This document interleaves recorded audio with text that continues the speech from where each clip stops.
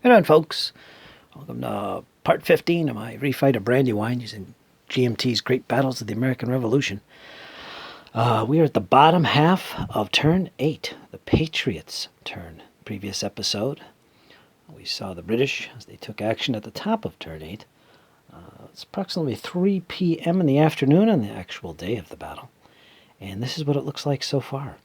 And I already did the Patriots' movement and rallies, so I'm going to show some of that here. So if you missed it, the dispositions and situation, go back to the previous episode and have a look at least at the end of that one, and we'll see what's going on here. The Patriots basically shored up their positions here. There was some shifting of troops, as you can see. One important thing that I will point out in a second, but some of the troops back at the headquarters have moved forward, this unit in particular. Also, reinforcements came on this turn from Point E, which is way up here. It was a small militia unit. I believe it was this one here, a 1-strength unit, and some artillery, and I believe that's what this cannon was. So these came on this turn as reinforcements. Nothing major, just some militia, and that's it. We'll throw them into the fray here in a minute. Basically, the focus here for the Patriots, maintain defense around Proctor's and the eastern side of the Brandywine, but at the same time take advantage of the disadvantaged positions of the British. They have basically one unit. The King's Own Regiment is the only British unit across the Brandywine at the moment. And again, refer to the previous episode to see what happened with that. Grant was thrown back across the Chad's Ford, and yeah, that's the only unit that's remaining, the King's Own, who did fairly well in the previous segment, the British player's turn. But the Patriots have now moved around that unit. They've almost got him completely surrounded. So this is a very advantageous position for the Patriots. They want to try and take that unit out, capture or eliminate it, because that will boost the morale of the Patriots. And yeah, I'm going to show that in a minute too. So that's the situation here. Was contemplating kind of a diversion attack down here with some of Sullivan's troops coming across and all this kind of stuff. I'm a very impatient general when it comes to these games. It's one of my flaws, but yet it's one of my strengths as well. So I'm always thinking offensively. And I restrain myself because I'm not sure that would be a good idea, because I really don't want to get too aggressive and get myself out of position or in a position of being overwhelmed by the British. And we can't afford that right now, not with the current morale situation. You'll notice up here I'm engaging these British Dragoons who are trying to sneak behind me. Get a wider view here so you can see it in context. But yeah, so there's going to be a fight here. And again, I did all the rallies and the movements, so we're going to go right into defensive fire for the British artillery and then rifle. Then we're going to get into close combats. But yeah, this is the situation down here. And also, I did successfully rally. There was a unit up here who was in some of the fighting here at Chad's Ferry. He withdrew to this position. I believe this is the unit. I'm not sure. And he rallied. So that helped the morale of the Patriots as well. Of course, we need to take a quick look at that situation, the Army morale. The Patriots were at 4. They're currently at 5. So hopefully they can get themselves back up into the fatigued zone, because this wavering zone is pretty bad. Not only is it close to 0 and the Army is demoralized, but it's a negative too. It all printed morale ratings on units, so that's not good. British also dropped a couple so far in the battle. British also have 2 momentum. You'll remember in the previous episode I fought a pretty pivotal combat involving Grant. And remember, that was over here at the Brandywine Creek. And he was thrown back. I could have actually used momentum for the British to force a reroll. I didn't. So we held on to our momentum, absorbed the results, and we'll go with that. Of course, looking up here at Howe's force and Sterling, I should say. This is the Patriots' turn. Quite a bit going on. I moved up some extra reinforcements here from Pulaski's Legion, as well as Lady Washington's horse. They have moved up to kind of engage the enemy horse that previously captured some of my cannon. There was also some cannon adjacent to them, which I have since moved out of there. moved him in here with Lord Stirling himself. I also moved out some of the infantry from that position just to help take out those cavalry, which are getting behind me. See if we can get a better view here for you guys. Yeah, this is where I'm talking right here. There's 2 units of British cavalry here, strength 2. Have to be dealt with. Can't leave them back there attacking my undefended artillery, which shouldn't be undefended. But yeah, there is that situation. And I moved forward some units to try and take advantage of some exposed British units. In this case here, there's a fight going to happen here. I do have a rifle unit. I might actually commit the rifles to a combat here. Well, I'm going to think about this. I'm not sure. I'm not sure this is a good combat to be involved with, as well as this. So there is kind of a disadvantage for the Patriots here. I wanted to concentrate my forces, but somehow I got messed up with this unit over here. We'll see what I do. This is a strong unit, by the way. There's a strength 5 in there. And there's a British 5 here, and over here is another British 5 strength unit. So it's a lot to deal with. But there is this unit, which is also strength 5. So it's kind of even-steven here. In fact, I might actually have an advantage with the rifles. So we'll see how I handle this combat. I might actually do a diversion, just so I don't have to fight one of these stacks. But we'll see. That's going to mean a column shift to the left in favor of the British. There will be a fight here. If I use this unit as well, it would have been an advantage, even more so, but totally unnecessary because this is strength 6 to 1, so that's more than enough to take care of these Rangers, or not Rangers, these German Jaegers. And also down here I do have an advantage with these 2 units on this chasseur. They actually have the, what are they, émissettes attached to them, so we could take them out of the action right quite quickly if we wanted to. And they have +1 leader morale stat. So there is that. So let's see how successful we are at this. We got to get some success here, get some eliminated and captured units if we're going to boost our army's morale. And one other thing, you'll see some forces moving up. You'll see them there. These guys were previously down by the headquarters. I have moved them up. They're marching away up the road here. I have also committed Washington and his buddy Lafayette. They're currently here. And I wasn't sure about throwing them somewhere, and I thought, you know what? Do it now. Move them up towards where Howe is coming on. We're going to have a face-off between Washington and Howe and see how that fares. Washington is pretty powerful. So wherever I put him, he's going to be effective. And with Lafayette at his side, it's going to be very helpful.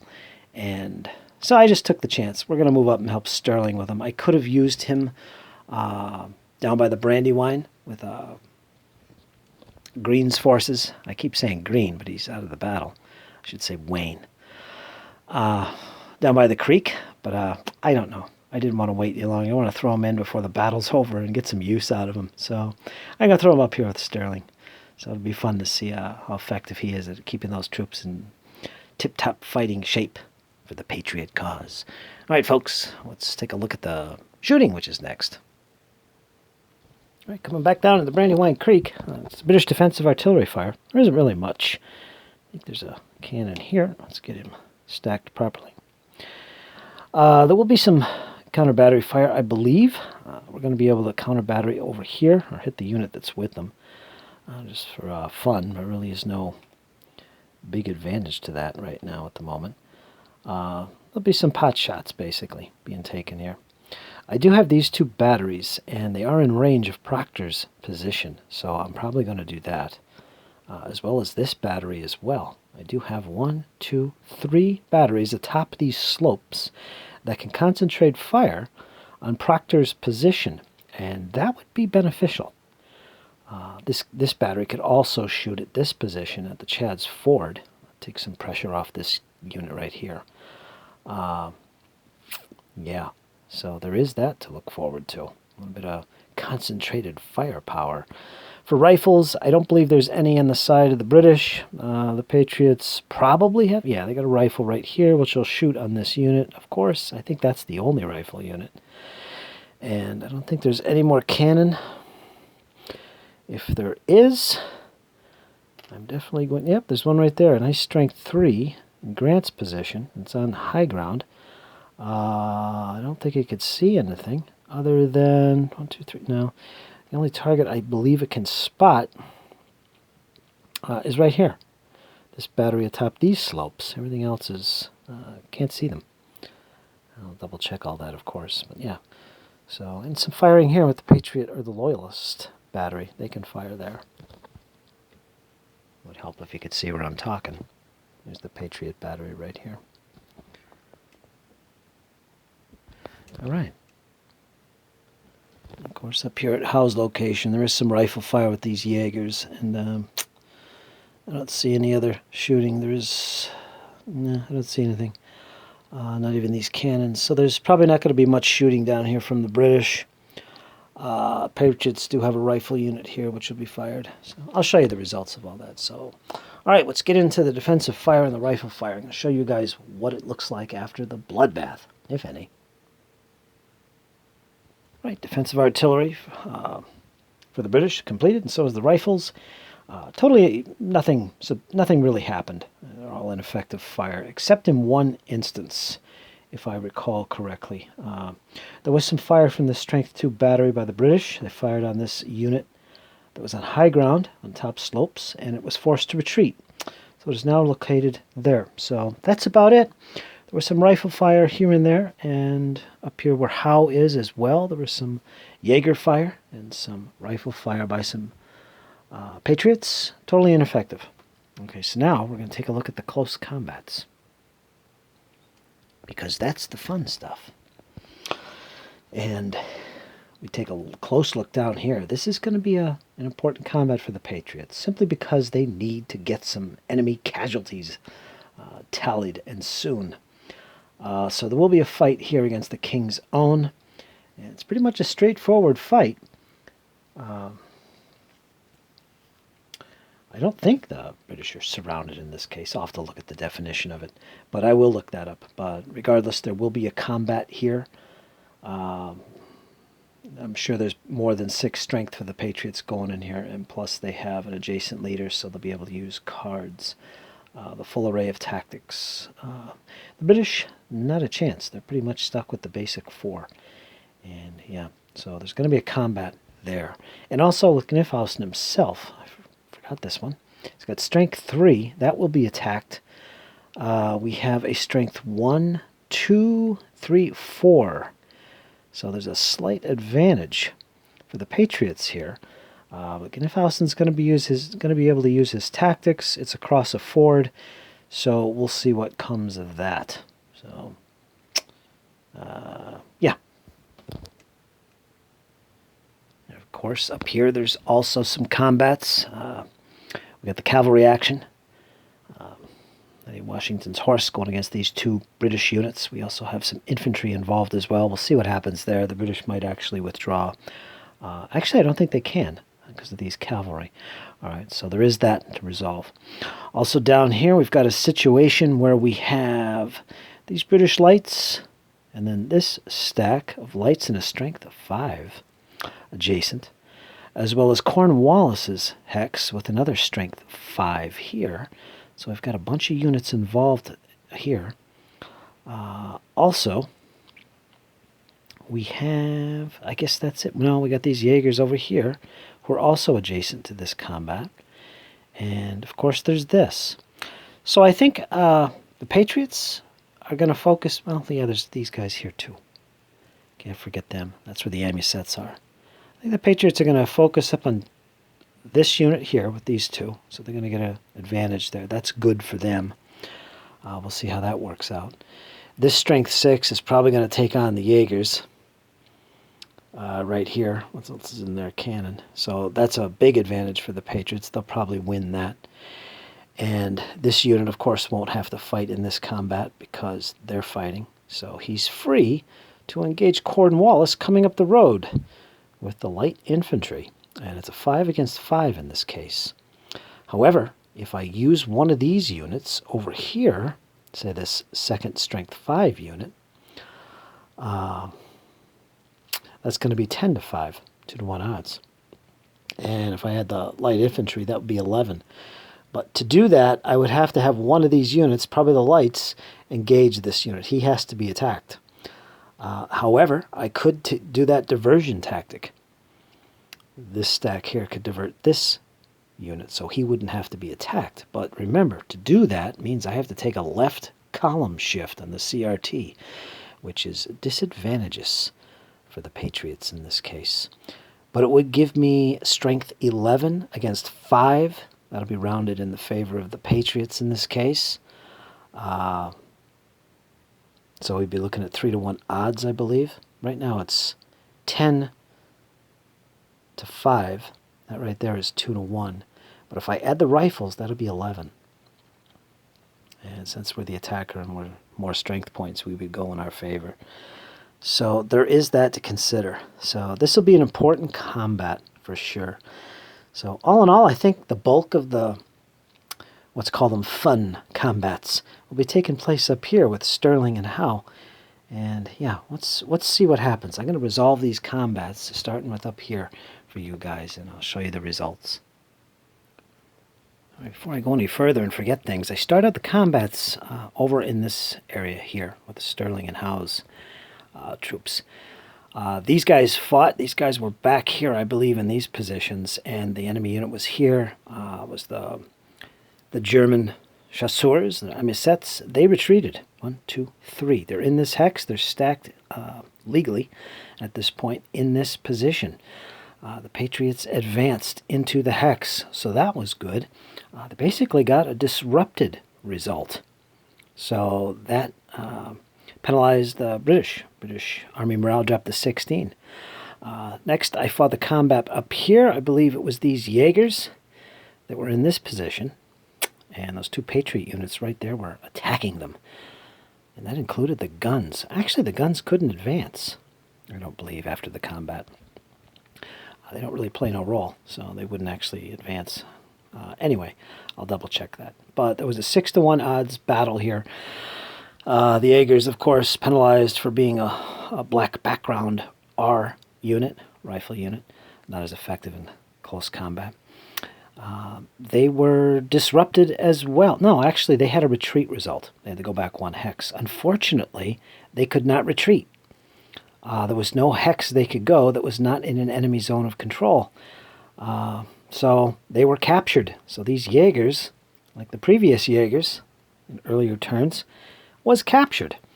And then these guys followed up. So they're now in that hex right there. An important thing here to note is that the Patriot morale is no longer wavering. They don't suffer the -2 on their morale ratings of the units. They're now in the fatigued zone, and I'll show that at the end of the conclusion of combats, where they end up. So, yeah, so that's a positive occurrence right now for the Patriots. That's good. So far, so good. Also, we're going to have a combat here. I have to fight this next. Got to figure out how I'm going to do this, if I'm going to use a diversion or whatever. So let's resolve this next. All right, resolve that. Let's take a close look at it. Here's Cornwallis's position currently. He was disrupted. Now, what happened, it was a +1, -1 modifier into the 2-to-1 column. That was it. That was including tactics. Cornwallis attempted to turn flank. The Patriots were skirmishing, which resulted in a +1 to the combat. And so on and so forth. Also, the new morale modifier for the Patriots' Army morale is now in the fatigue zone, which is a -1. So their +1, this was the lead unit, with a -1 is 0. So that had no impact on it. So it was a +1, -1 under the 2-to-1 odds. The original result was a retreat. The British had to retreat 1 hex, and not being happy with that, having 2 momentum counters, they used one during the combat to force a reroll of the die. And sure enough, the second die roll was an 8. Now, I thought about this. I have 1 more momentum. I could have forced another reroll once we applied these results. Chose not to. So I took it. I took the disruption. And probably not a good idea. I shouldn't have used momentum at all anyway. But this is the end result. Cornwallis was forced to fall back, retreating with his disrupted unit, the 1st Light Infantry. So that is unfortunate for the British, totally unexpected. Of course, the Patriots advanced into the hex. Now, what's interesting, and I'll point this out, is that what I did here in this situation up here, where we got the light infantry and these guys, the rifle armed unit and the strength 5, what I did is I used this unit, the strength 5 unit, alongside this unit for a total of 10 strength going against Cornwallis's strength 5. So it's 2-to-1 odds. The rifles don't have to attack because, well, they're rifles. So even though they're in this hex and in the enemy zone of control, they never have to attack. So what I decided to do is to not attack with them. I left them out of the combat entirely. So they're totally discounted. But this unit that was with him in that hex did fight. Now, what I decided to do with 2-to-1 odds in my favor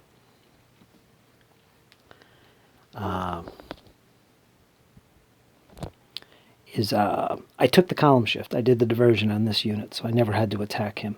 I also did not count him in the combat because there's a penalty of -1 in the combat for using him as an attacker, I believe. Yeah, so it was just 2-to-1 odds. And I took the column shift. It was a 3-to-2 in this case, and I believe the final result was a disruption. I rolled an 8. More than that was the net result anyway. Yeah, net result was an 8. So, yeah, that was the situation. So I just basically did a diversion on this unit, and I did not count the light infantry. So it was just 2-to-1, knocked down to 3-to-2 because of the diversion. Got a disrupted result on Cornwallis, who fell back 3 hexes, and there was room for him to get back here. So that's what happened. This is a turnaround. So the net effect of that is the Patriot morale. In fact, let's take a look at the Army morale levels currently. And there they are. So you can see where we're at. We have the British teetering on the high and fatigued zone. This is important.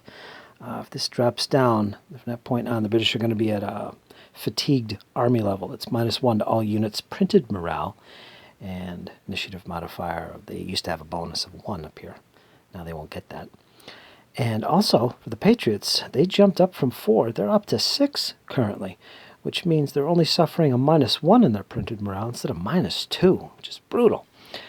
And also their initiative is unaffected, so when we roll initiative. So that's the situation, folks. It's actually getting closer all of a sudden. Very interesting. So getting back to the fighting up here, we got to resolve this one with the cavalry.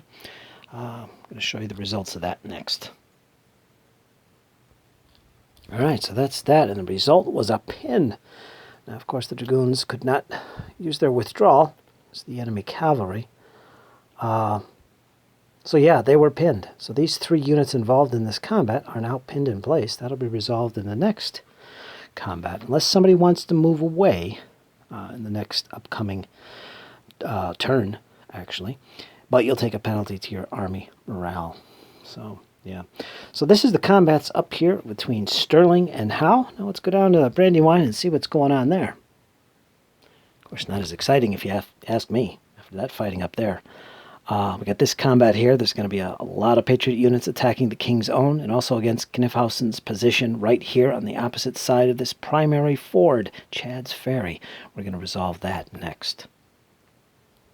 All right, we'll start with this unit here. I've tallied up all the modifiers, and it comes out to a +1 overall. That's after tactics and everything. I think it was a Patriot turn flank against a stand fast. And remember, Wayne is adjacent to this combat, so we can use all those cards. We do have an open flank as well, so we get the full spectrum of cards, I believe, unless I'm making a mistake somewhere. But anyway, I also found out that this unit, the King's Own, is also considered to be surrounded. And the reason for that is because these are zones of control of the Patriot units. In this case here, at Chad's Ford. And, I guess not in this case. So he's not surrounded because you don't trace line of your zone of control into a wooded hex. So actually, I'm wrong. He is not surrounded. He does have an avenue of escape. This is not prohibited terrain either. So actually, that would eliminate an additional +1. So we got -2, +2, no modifier under the 4-to-1 odds. So let's resolve this combat. All right, so it was a pretty high roll. I think they got a 9. There was no modifier to it, so it was basically a defender captured, or defender's choice. But the British used their momentum counter. The last one, I think it was going to pay off in this case. And I think the Patriots scored a 3 or something like that, if I could double check the stats here. Anyway, the final result was both sides retreat. And the British were able to fall back into this hex because the enemy doesn't trace a line of sight or a line of zone of control in here. I believe he can fall back into that. Otherwise, he'd be surrounded. I'll double check all this, but I believe that's what happens in this case. So he retreated across the Brandywine, safe and sound. And all the Patriots retreated as well, or at least the lead unit did, which I believe is, I think he's back here now. And all the other units, he passed his morale. 2 units here fell back. They failed the morale, so they also retreat 1 hex. And that was it. So that did not go well, and that was a great use of momentum to kind of sway things in the favor of the British, or to avoid drastic results. So no army morale changes for that combat, but the British were forced to cross the Brandywine. And again, I'll double check this to make sure I got it right. And next up is going to be this here with Kniphausen going against this stack. 4-3. It's going to be 3-2 odds. I'll give you the results of that. All right, and that's it. Fully resolved. The British held out. They held their position. Kniphausen is still located at the ford. And unfortunately for the Patriots, even though their tactics worked out, the Patriots stood fast, going against Kniphausen's choice of turning an enemy flank. The result was a -2 to the combat, which favors the Patriots.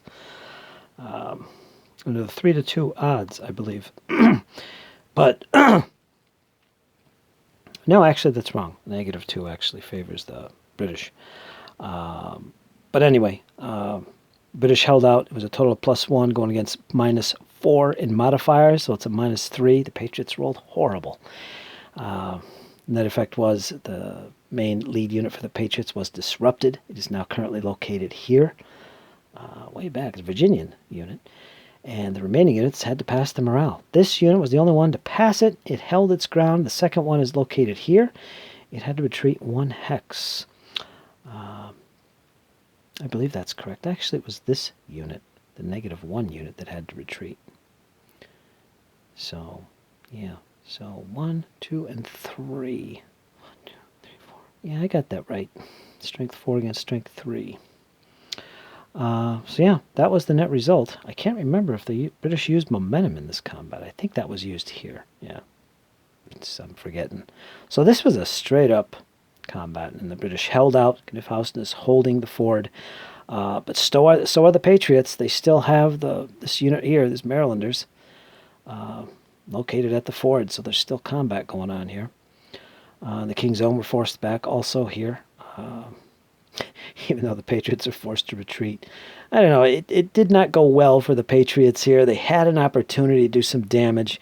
They did nothing. Their army morale is back into the fatigue, or the wavering zone at 5 because of this disruption. Yeah, so that's the situation, folks. I'm going to call it here. It's 28 minutes into this battle. Really enjoyable. Like I'd say, things are heating up. The Americans are hanging in there. I mean, they started the turn at Army level 4. They're currently at 5. So, you could flip over there. You could see what I'm talking about here. There's the Patriots, and here is the British. I'll have to go back in the video and see if this was here, or was it here? I forgot where this was. It was either here or here. But anyway, they took no additional losses. And I'll double check this. Yeah, this is the case, folks. I'm going to end it here. The battle is heating up. The Patriots are still in the game. They're holding out. Washington is on his way to help Sterling. There's some pinned combats up here at the top. Things are getting desperate, for sure, for the British. They're not having as much success as they would like. You know what time it is, folks? It's time to roll initiative. Let's do that. All right, so here we go. The British are going to have a -0. And the Patriots are going to have -1. So those are the modifiers for the initiative. There's no momentum by either side, so no one can change these results. So once again, Patriots -1 to this initiative roll. High roll gets it. 6 for the Patriots, -1 is 5, going against a 2 for the British. Guess what? The Patriots have initiative going into turn 9. So move their marker over there. And there will be some reinforcements. As we can see here, this is turn 9. It's 4 p.m. Going into 4 p.m. Americans are at the top here. They go first. And we're going to get some Pennsylvania units. A strength 6, -1 morale. And some militia here. Strength 6. Well, they're both militia, actually. That's the kneeling guy. They're very sizable. They're coming on point E, where the reinforcements came on last time. But also, we're getting, for the British, we're getting the Black Watch and more of Fraser's Highlanders. And Black Watch comes on where Howe came on. That's up that direction.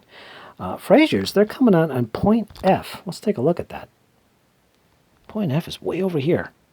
Look at Nifhausen's forces are, so Fraser's is going to be deployed here. And he's going to be right here with this guy right next to him. So as soon as he moves out of there, he's going to have to fight. I'll have to double check this, if he's actually stuck here. I don't think so. He could either move here and, I don't know. I'll look into this, but this is his point right there. That is Fraser's Highlanders, the 1st Battalion. So I guess the second one is up here somewhere, because I know there he is. 2nd Battalion, Fraser's Highlanders. They're already engaged right from the get-go of the battle. All right, folks, that's it. That is the look of the battle so far. I think overall the British took a beating, really, and survived. They had a couple disrupted units down here. They were pushed back across the Brandywine. Their forces up here in the northern sector were pushed back. They had some disruption as well up there, as well as Cornwallis. And there's a continuing close combat up here on the high ground in that woods area there, over the guns. Patriots did all right because of that. They were least successful down here, unfortunately. But, yeah, they have advantage in the next turn. They go first again. So they're going to be able to shift some things and make some corrections going into the next turn, both up here in the north and down here. So let's stay tuned for that, folks. See if the Patriots can shore up these defenses, launch some effective counterattacks, and rally some disrupted units. Turn 9 is next. See you in the next episode, folks. Hang in there. It's only going to get better. You guys take care.